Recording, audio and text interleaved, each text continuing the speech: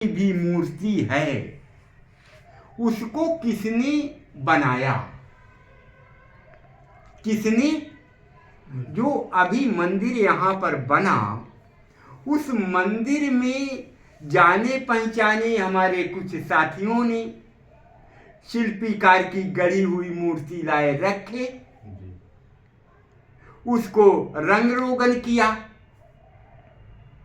उसमें कपड़ा सब पहनाया, धूमधाम से प्राण प्रतिष्ठा करवाए ना।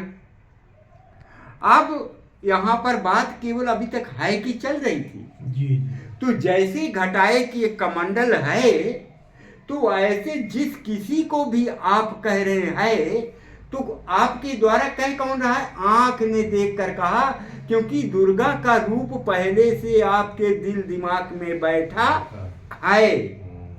अगर हम इसको कहते कि ये दुर्गा है, तो कभी भी आप मानने के लिए तैयार नहीं हुए, यही ना। तो आप जब उसकी छवि को, उसके आकार साकार को पहले से बनाकर बैठे हैं, तो फिर देखे तो वो हनुमान जी हैं, और उनको आकार साकार ही उस शक्ति को देना बिल्कुल गलत है। उसका बिन पग चले सुने बिन काना, पूरे शास्त्र चिल्ला चिल्ला के कह रहे हैं उसका कोई आकार साकार है ही नहीं। ये तो केवल निराकार में चले जाओगे। निराकार साकार में फर्क नहीं है। केवल इस साकार को मान करके, इनकी पूजा अर्चना करके, जीते जागते की सेवा करके तब उसमें जाया जाता। जब इन्हीं को आप नहीं मान पाएंगे तो उसमें पहुंचना केवल ऊपर ऊपर रह जाता है। वो हमारे मात्र प्रतीक हैं। हमारे कृष्ण, हमारे राम, हमारे महापुरुष ये प्रतीक हैं कि अच्छे कर्म किए हैं, तो उनकी अर्चना वंदना हम 1 घंटा करते हैं, उसी सहृदयता मिलती है, आत्मा आनंद मिलता है, प्रफुल्लित गात होते हैं। तो 1 घंटा 2 घंटा संसार से बच जाते हैं, तो कुछ आनंद और शांति मिलती है। लेकिन वो टिकने वाली नहीं है। जैसे कि रसगुल्ले का आनंद खाया और बाद में पानी पिया तो विदा हो गया, तो वो भी आनंद टिकाऊ बहुत दिनों के लिए। अगर इनकी जीते जागते की सेवा कर पाते हैं, अब आप बूढ़े हो गए हैं लेकिन इनकी सेवा किए थे, इनको मास्टरी दिलाए थे, तो अब ये आपके पास लगे हुए। आप बचपन में थोड़ा सा इनकी सेवा किए, अब ये बुढ़ापे में आपकी इतनी सेवा। अगर जीते जागते ये साकार रूप है, साकार रूप को समझे। बैठे। साकार रूप सेवा कैसे है? जीते जागते की साकार रूप सेवा, ये सेवा है। तो जब इसको हम आप पूजते हैं, अब देखिए, अब इनको पूजेंगे तो ये साकार रूप है, ये बोलेंगे, आपको 1 गिलास पानी देंगे। अगर उसको पूजेंगे और भोजन करने नहीं जाएंगे और केवल पूजा में बैठे रह जाएं, और कल पेपर है और याद ना करें, तो कुछ लिखकर आ पाएंगे क्या? नहीं लिख पाएंगे। यही सच है। इसलिए ये हमारे महापुरुष कहते कर्म कर्म कर्म। गीता में क्या पढ़ा रहे हैं? कर्म कर्म करी और रही अकर्मी। तो कर्म तो करो, लेकिन मैं गांठ के मत बैठ जाओ, मैंने किया।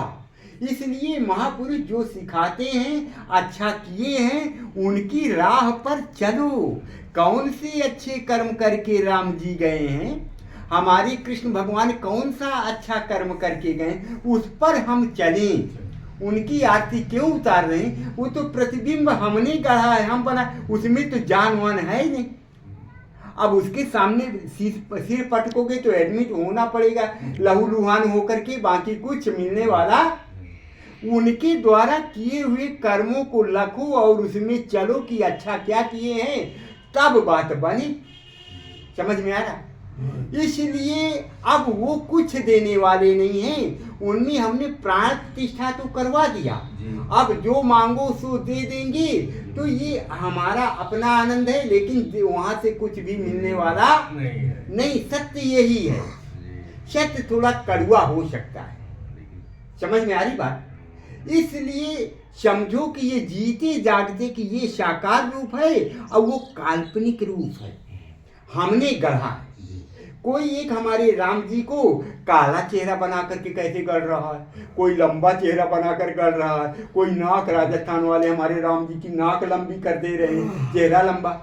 तो हम अपने आनंद से उन महापुरुषों का चेहरा गढ़ रहे हैं, यही ना? उनको हम आपने, हमारे पूर्वजों ने, किसी ने देखा, हमारी याददाश्त में नहीं है। तो अब उनके लिए, जैसे फॉर एग्जाम्पल कि आपके घर में कोई पहले बहुत पूर्वजों में आज इस त्योहार को मान लो विदा हो गए थे, अब उनका शोक मनाकर त्योहार हम नहीं मना रहे हैं, उनको हम देखा नहीं, न जाना नहीं, अब उनके नाती के पोते हैं हम, और उनको न देखे न सुने, तो उनका दुख मनाए तो कैसा लगेगा, त्योहार न मनाए तो कैसा लगे? यही तो कर रहे हैं हम समाज में, यही कर रहे हैं। जिनको देखा सुना नहीं उनमें पैर पटक रहे हैं, नाक रगड़ रहे हैं, और जिनको देख सुन रहे हैं इनसे दुराव कर रहे हैं, इनको नहीं मान पा। काला है, अरे पता नहीं किस जाति का होगा, कैसे प्रणाम कर लूं, मैं भ्रष्ट हो जाऊंगा, मैं जनेऊ डाले हूं, ये पता नहीं, हो गया गड़बड़ झाला, यही ना? इसलिए है तो जैसे ये नौकर का नौकर आपका डिब्बा हुआ, ऐसे जिसको आप गढ़ के बनाए हैं वो भी नौकर का नौकर हुआ। कैसे धक्का लग रहा है, थप्पड़ लग रहा है।